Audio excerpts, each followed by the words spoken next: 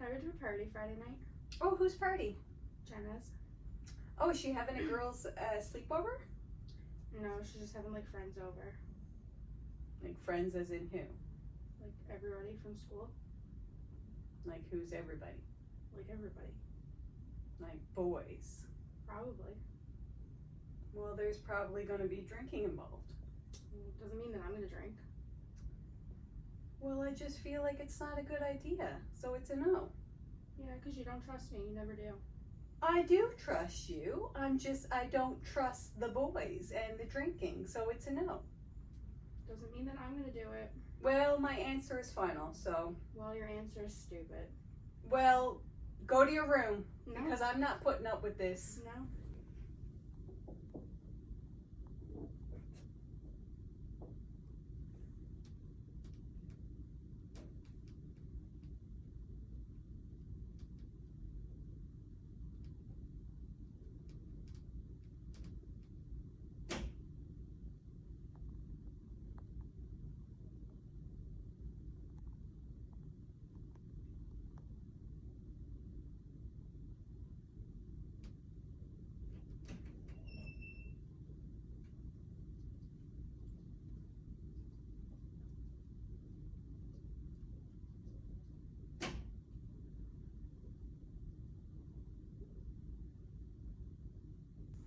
Anyways, I decided that your behavior is unacceptable and you're grounded for the weekend. So I would like you to go to your room, please.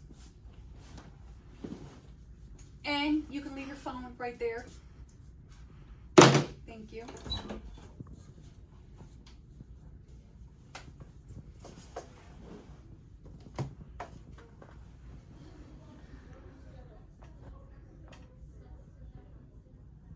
What? Sneaking out. Over my dead body. Sneaking out. Hello? Is this Miss Mitchell? Yes, Becca's out of control. We need an emergency appointment. This afternoon works. 2 o'clock? We'll be there. Yep, thank you. I really don't want to go. Well, that's too bad. We have to. I already made the appointment. Why? Because, Becca, we need to go see a therapist. I don't think you do. Your behavior is not acceptable. Why? Because you don't trust me. I do trust you. I just think that this is not a very good choice that you're making. What choice? A choice to go to a party with boys and alcohol. Sure, you told me I couldn't go. Yes, I know, but the fact that you thought about it and then I read your phone and you said that you were going to sneak out, and that is unacceptable. I don't know what's going on, but you're an A+ student. What's happening? And who is this boy? So you obviously don't trust me if you went through my phone. I do trust you. I just No, I you don't. don't.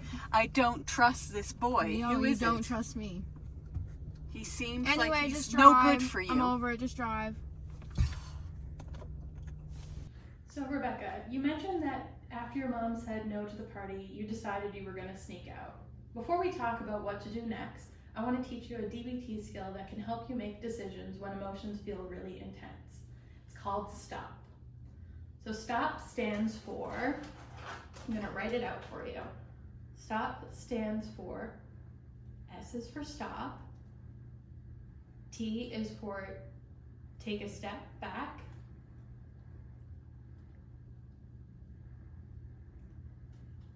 O is for observe, and P is for proceed mindfully.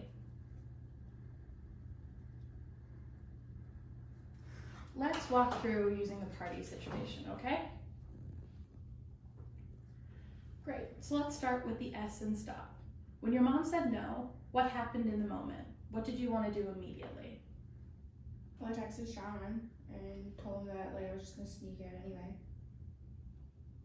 Right, that's the emotion taking over. So next we want to look at T. Take a step back. Before texting Sean, what could taking a step back look like? I guess not text him and maybe talk to mom more.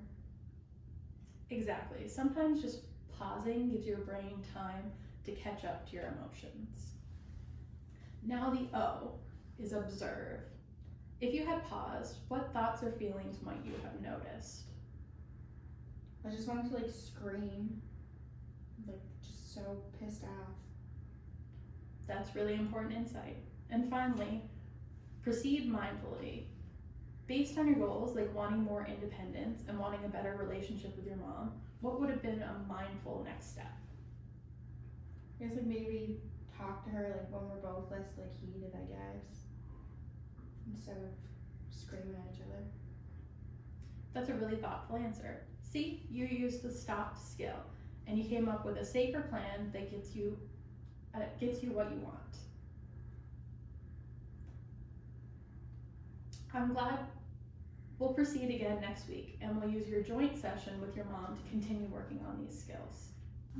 Hi Debbie. Last session you mentioned a conflict with Rebecca at a party. Tell me what happened. Yeah, she wanted to go to a party with boys and alcohol, and I said no, and she was just so lippy with me and slammed the door, and just her behavior is so unacceptable. I had to call and make an appointment. Okay, that sounds really stressful, and it makes sense that you reacted in that way out of fear. Today I did want to show you a DBT communication skill called Dear Man that can help you and Rebecca talk in a clearer, more calmer way, especially about setting boundaries. So Dear Man actually stands for, so the D is describe, the E is express, the A is assert, the R is reinforce, and the M is mindful, and the A is appear confident,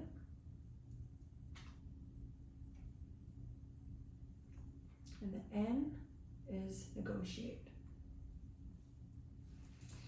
So let's start with the first one, describe. So that's like just stating the facts with no judgment. What would you say to Rebecca? Well, so I would just be like, Becca, you did ask to go to a party with, a lot of other people, girls, boys, alcohol in the mix. Okay. And now the next one would be express. So share your feelings and not accusations. It didn't make me feel good when you asked that, and I know that it's not that I don't trust her, I just don't like the idea of the situation that she's put in. I just want her to be safe, and to me that's not a safe situation. That's a good way of expressing how you feel. The next one would be asserting, so clearly state your need. Well, I think to make me feel better, I don't know, we need some sort of plan. Like, I need to know what's going on. Like, there's no structure, I guess. In my mind, I thought of like her going to this party and like the worst case scenario. Yeah, that makes sense. And then our next one would be reinforce. So explain the positive outcome. Well, I mean, like, if we could sit down and just chat, like mom and daughter, like, let's talk, let's plan something, I don't know, to make us feel better, it would probably work out, I guess. I don't know, maybe I would be able to give her a little bit more independence, but it just never got there. It just got to this chaotic conflict state. Okay. And now for the last part of it would be mindful. So that would be stay focused on your goals. So what goals would you have? Well, I guess, if I did let her go, I would probably be like, she has her phone, so like she can text me, check in every once and again, like, you know, she's like, oh, well, like, we're leaving now. Me and Jenny are sleeping over to her house, and like, call me when you get there. Like, I think I would be okay with that. And like, me and Jenny's mom, like, we're buddies. So like, I can text Jenny's mom, no problem. Like, I got no problem her going over there. Or like, you know, even if she was like, I mean, she is getting older and her curfew is still 9:30. Like, even if I push her curfew like 10:30, 11, she's a good student, and if she came home on time, like, you know, I feel like we could really build that trust. Those sounds like really good goals, and I think they would be really good compromises to make with Rebecca. And the next one would be appear confident. So were you feeling anxious at all when you were talking to her?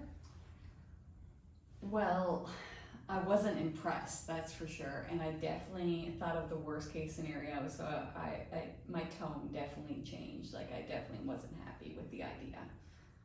So maybe I just probably rubbed her the wrong way and vice versa, and it just blew up from there. Okay, and the next one, or the last one actually, would be to negotiate. So offer alternatives. What can that look like for you? Well,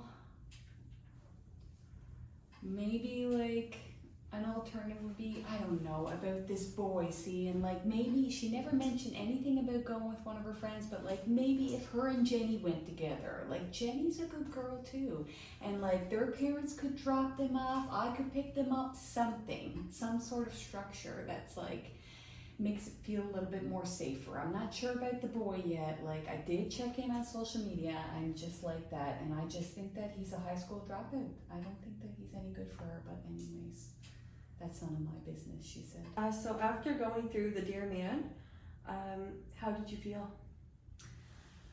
I mean,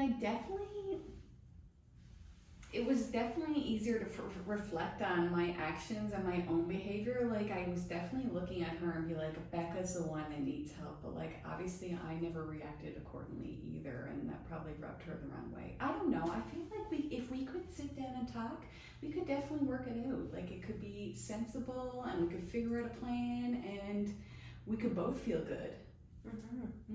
Yeah. So now that we're back home and kind of calm, I just wanted to check in with you and see how everything went at your therapy session. It was good. Yeah? That's good. What did you guys talk about, or if you don't mind me asking? We did this DBT technique called Scwk. Okay, so can you tell me a little bit about it?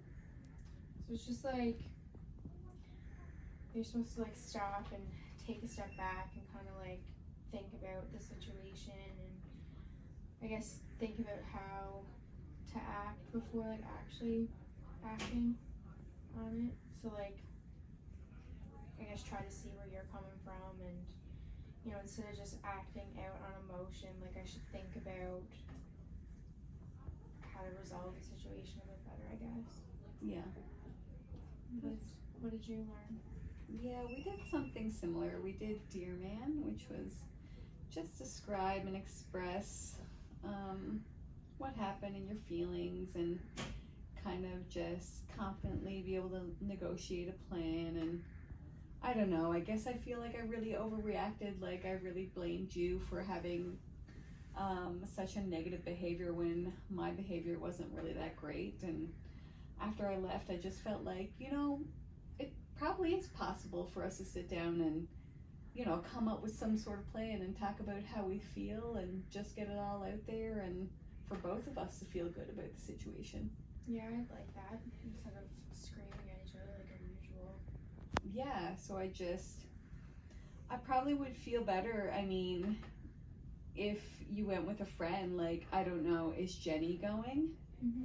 Maybe like Jenny's mom can drop you guys off, and I know that you're getting older, and maybe like just extending your curfew a little bit, maybe an hour, nothing crazy. I could live with that. Okay, yeah, and maybe if you don't mind, you could shoot me a text every now and again. Like, I know that it's fun and stuff. I mean, I do trust you. I need the reassurance because I'm a little bit nervous and unsure about the situation. I just want you to give me the opportunity to to like prove that I can be more independent. So I think like, yeah, the curfew an hour, and I can definitely check in, and you know, I'll make sure I'm safe. And if I feel like I need to get out of the situation, you'll be the first one that I call. Yeah, okay. That makes me feel a lot better. Me too. Good. Okay, so I'll see you at 10:30 then. Cool. Okay, thanks. Yeah.